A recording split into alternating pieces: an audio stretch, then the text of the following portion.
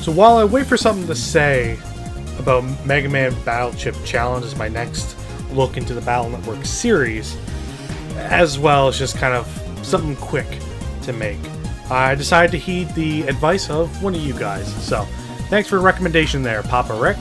So when it comes to indie titles and roguelike games, these are two game types I don't dip my hand too much into these types of things. With indie games, not to discredit anyone that makes these types of games, because I'm envious. I'm jealous of your guys' ability to create some fantastic games, but for the most part, I'm just kind of more into pre-established worlds that the bigger guys have already made. Like I've still never even played Undertale. Like, that's how much I just kind of don't really care too much about the whole thing. But like I said, it's great that you guys can do it, and I'm happy that it continues to find success within the general video game space. When it comes to roguelikes, although there are indie versions as well as actual bigger AAA versions of it, that's a genre that I don't really like all that much. The idea of the game treating your experience based on just complete RNG, like you never know how you're going to get into the game, how far you're even going to get. Like, I guess there's an appeal to that, but I kind of prefer to just, relax and enjoy my games. So the actual part of a roguelike, in order to draw me in, requires an actual unique gameplay element in order to at least suffice me to want to try it. Hence why really the only one I've ever played and actually gotten some decent time into was something like Crypto the Necrodancer, because that game is really fun. But here we have One Step from Eden. Now, it's a game that's heavily influenced off of the Battle Network series, as well as Slay the Spire, apparently. I've never heard of the game before, and that's one comparison that a lot of people tend to make, so I apologize. I'm not going to make any comparisons to it because I've never heard nor seen of the game. So it's mostly just going to draw my comparisons from the Battle Network games, as per kind of the point of a lot of my channel for the most part. But yeah, it was a recommendation. I had some time to kill, plus I kind of wanted a smaller video to work on because it is hard to record in the summer because I am melting as I record this right now. But anywho, so One Step from Eden has you heading to Eden, some sort of utopia, I guess. Story and world aren't really all that developed. Characters neither really, though they do display some semblance of personality through their boss fight dialogue in a way, so yeah, that's nice.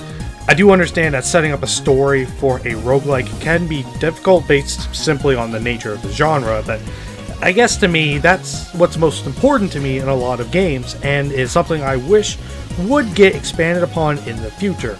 Especially with how well designed these characters are. The nice drawings at the start, coupled with the pixel art style for its graphics, all look really nice and are fairly imaginative, if at the very least just downright bizarre when it comes to some enemies. Music's a little on the forgettable side. There's a nice little jingle when you finish the stage, but that's not really a whole lot. So, gameplay wise, you start out on a 4x8 grid space with you occupying one half. As soon as you start, your character of choice gets loaded with 2 spells, alongside your character of choice's main action. Selecting most spells or using most character action costs mana to use, as indicated by the blue meter on the bottom that slowly refills as the fight goes on. Spells come with a wide variety of effects, whether it be doing damage in certain patterns on the grid, breaking panels, or making a shield for your character.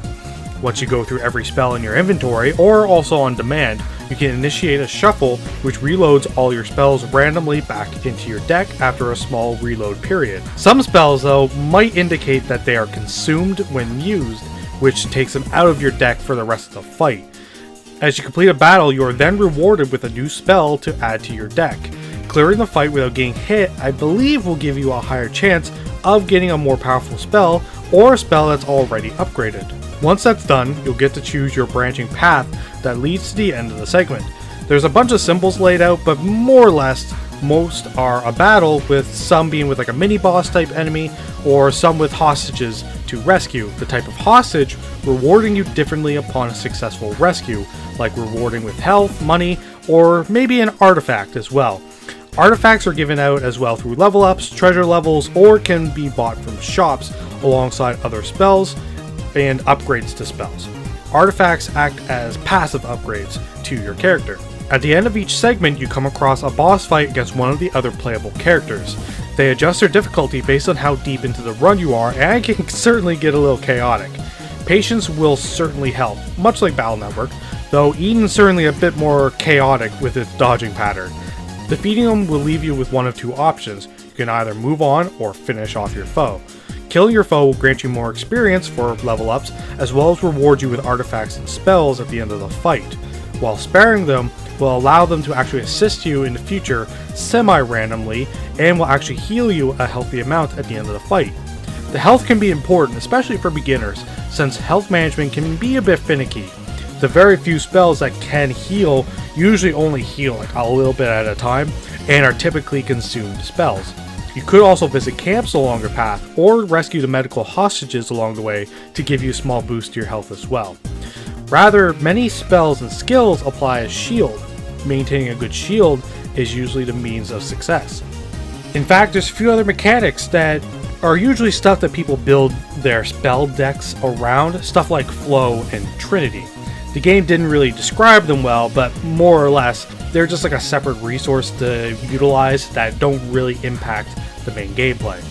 On top of that, depending on how you deal with the boss enemies, it can actually lead you down one of 3 different endings for if you actually do reach the ending of the game, and I think that's pretty sweet.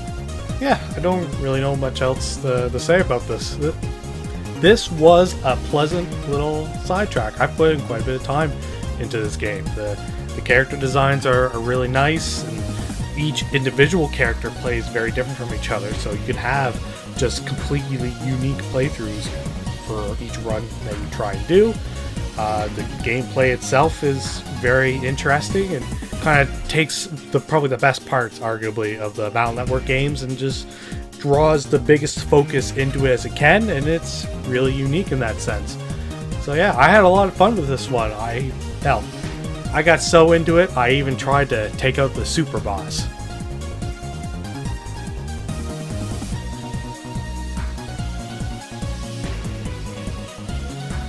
Yeah, it's a work in progress.